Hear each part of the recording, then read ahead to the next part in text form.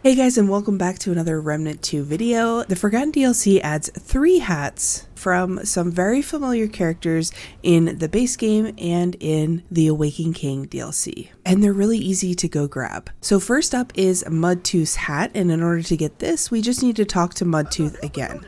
This is assuming you've already exhausted all his dialogue previously, because I don't know what order the hat's gonna come in with his other items that he can drop.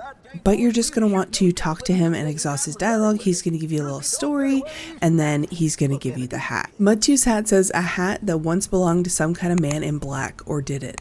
Mudtooth went through some kind of crazy experience to get this thing, though the details are a little muddled.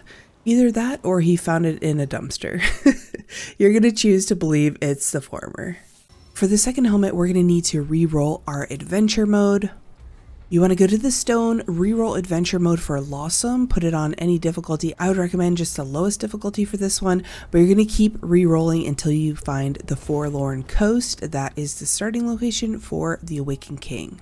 Then once you get to the location, you want to continue following the path until you get up to the guy preaching.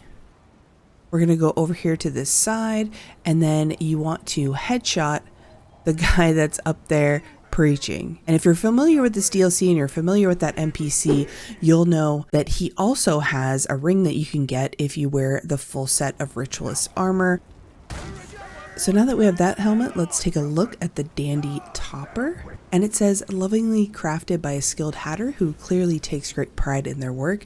After being exposed to endless days of rain, the shell began to separate from the crown, so a woven cord was tied around the center to hold it in place for now.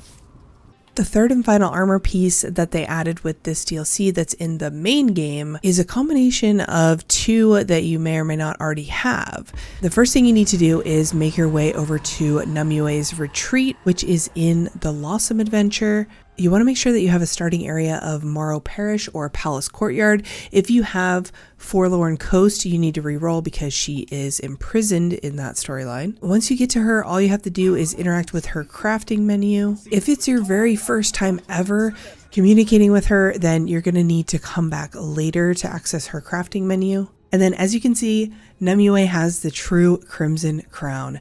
Now, in order to craft this, you do need to have the Crown of the Red Prince and the Crimson Guard Shroud.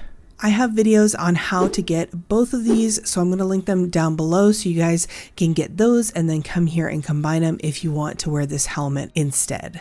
We can also see from the elemental bonuses that you get 35 fire damage, so this is really good against anything that's doing tons of fire, aka the Red Prince himself.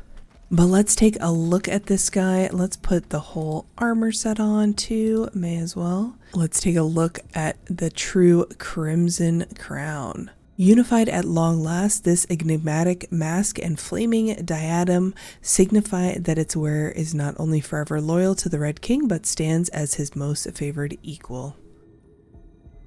And that'll do it for the 3 helmets that you can acquire outside of the DLC that were added during the DLC, if that makes sense. Hopefully you guys enjoyed that guide. Go out there and grab some of those unique helmets. If you enjoy these Remnant 2 guides, I'm going to put a bunch down below for the DLCs specifically, and make sure to subscribe if you haven't already, and I will see you guys in the next one. Bye.